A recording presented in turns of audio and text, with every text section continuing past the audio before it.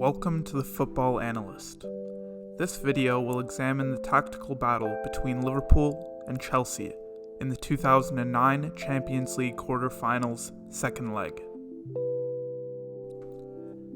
This game is ranked by Bleacher Report as the 10th best football match of all time.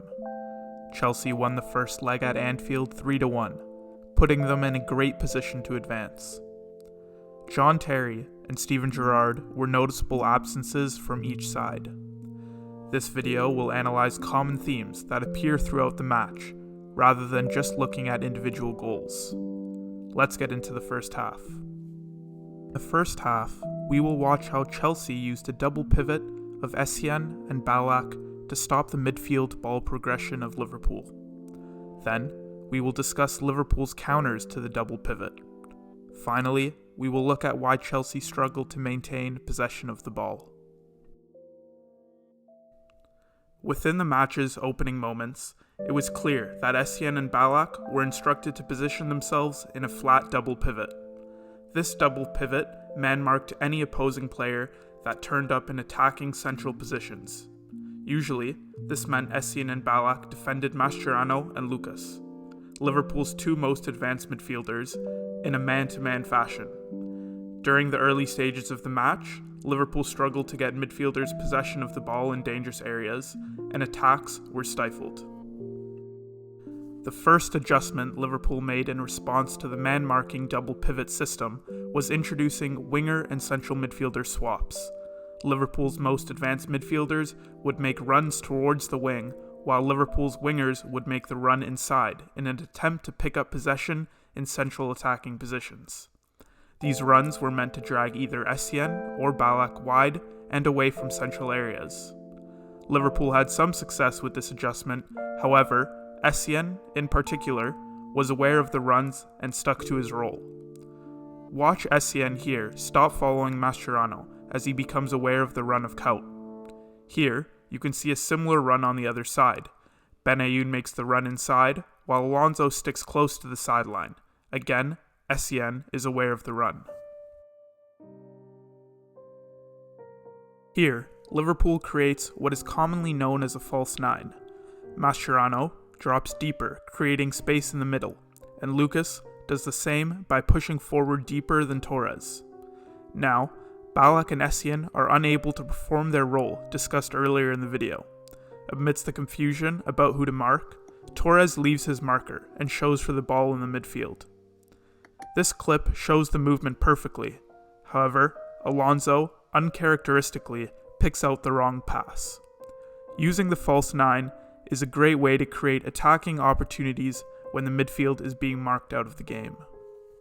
Liverpool felt that they could exploit the right-hand side of Chelsea's defense. This was due to Ivanovic's lack of pace and the defensive inefficiencies of both Kalou and Anelka playing on the right wing. Benayoun consistently made runs inside into the half space throughout the first half. This left Ivanovic two options. The first option was to follow him inside. This left room for Aurelio to make the run from left back. The second option was to transfer responsibilities over to Alex and leave him in a 2v1 situation. In the first clip, watch Benayoun telling Mascherano where to pass the ball and mouthing the words, "He's slow." In this clip, Ivanovic doesn't track Benayoun's run, and Alex is left with a 2-versus-1 situation. Here, Ivanovic follows Benayoun, and that triggers an immediate run from Liverpool's left back. Chelsea struggled to maintain possession of the ball in the first half. Liverpool's ability to constantly find the half spaces in front of Chelsea's defense pushed Chelsea extremely close to their own goal. This resulted in Drogba being completely isolated when receiving the ball from clearances. Look at the distance between Drogba and the next closest Chelsea player. Remember this as we will explore this topic further in the second half analysis. Chelsea's immediate response to this was to sub on Anelka for Kalou in the 35th minute. This substitution was likely an attempt to provide Drogba with more central support.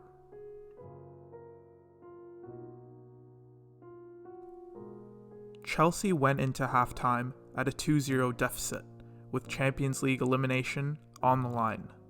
In the following minutes, let's dive into the adjustments Guus Hiddink made that ultimately saved Chelsea. In the second half, we saw Guus Hiddink make a large tactical shift to a single pivot midfield. Ballack advanced forward alongside Lampard, while Essien was the single pivot. There are three main reasons why I believe Hiddink made this adjustment. With Essien sitting deeper in that midfield position, it became much easier for him to pick up any of Liverpool's players making runs into the half space. As a sole pivot with more defensive freedom, he could pick up Lucas, Benayoun, Kaut, or Torres, depending on who ran inside. In this clip, you can see the single pivot shape clearly, and notice Essien picking up Lucas. Essien's positioning in this new tactical setup is critical. Liverpool had so many different players making runs into the space behind the midfield, and thus Essien positioned himself extremely far back, often between the center halves. This allowed him to see all Liverpool's runs in front of him. In this clip, no Liverpool players make runs into the space in front of the defense, and Essien is content to defend as a fifth centre-back. In the following clip, you can see Kaut making a run into the space in midfield. Watch Essien notice this, and immediately step up to mark him. Before moving on to the second reason why Chelsea switched to a single pivot, I would like to discuss Liverpool's offensive reaction to the tactical shift.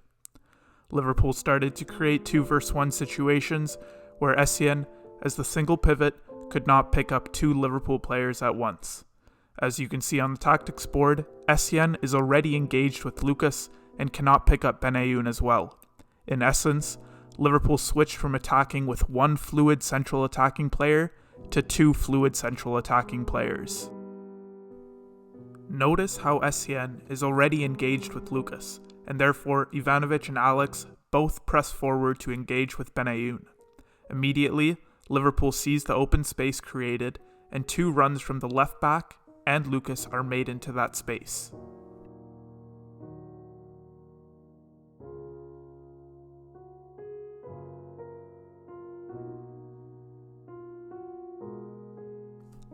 As discussed in the first half analysis, Chelsea struggled to retain possession in transition.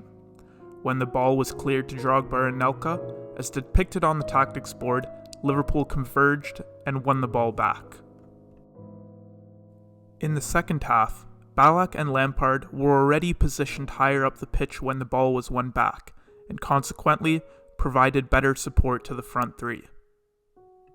In this clip, you can see the additional support that Anelka has. Chelsea was able to make this a 3-versus-5 situation rather than a 1-versus-5 situation.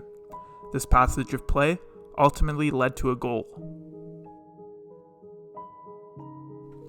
Watch in the following clip how when the ball is cleared to Drogba, Lampard and Ballack immediately offer support. Contrast this to the support Drogba received in the first half.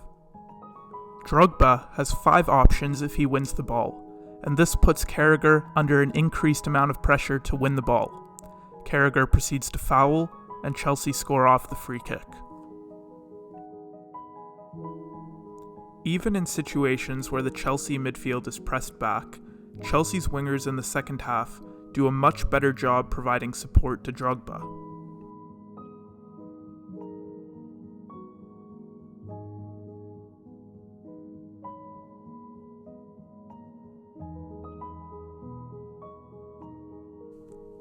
Chelsea switching to a single pivot allowed Lampard and Ballack to more aggressively press the ball.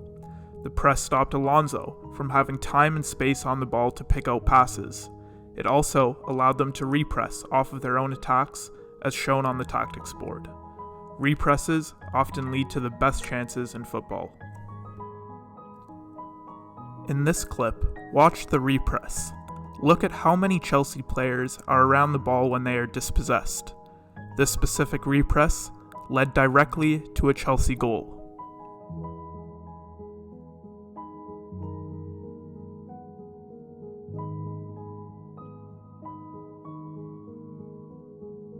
The tactical analysis of this match ends here.